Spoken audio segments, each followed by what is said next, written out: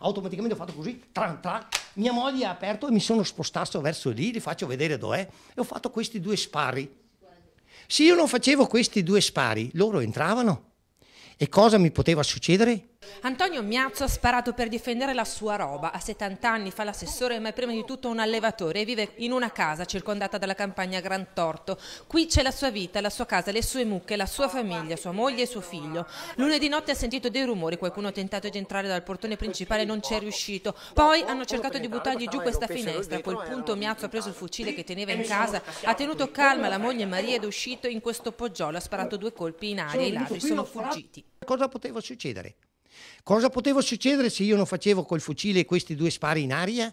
Dovevo fare con le mani così, le facevo un applauso, scappavano loro o mi venivano a ammazzare, perché quelli sono capaci di tutto, non perdono nulla, sapete, quelli non perdono nulla, non hanno nulla da perdere. Ma lei li avrebbe sparato se li avesse avuti in camera? No, gli dico sinceramente, se io me li avessi avuto qui in camera addosso, non lo posso giudicare se io in quel momento, se avevo ancora la forza e se lo mi permettevano, se io avessi sparato. E il cuore era di non sparare perché non ammazzo neanche un uccello. Però sinceramente per difendere la mia difesa non so cosa avrei fatto. Qui in via Carlo Alberto le discussioni sulla difesa legittima fanno poca presa, la gente pratica ha altri pensieri. Se loro mi avevano ammazzato, la legge veniva ieri mattina alle 5 a mungere le vacche? Venivano loro, non lo so.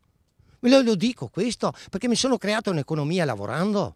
Io non sono mai andato a casa di questi delinquenti a scassare le porte. La stessa notte i ladri sono andati a rubare in altre villette vicino. Ora l'assessore di Gran Torto, Antonio Miazzo, rischia di passare dei guai perché il permesso per il fucile ce l'ha, ma non ha il permesso di sparare nelle pertinenze della casa. In caso Miazzo è il vaglio dei carabinieri, l'assessore per cui dei colpi rischia ora una sanzione.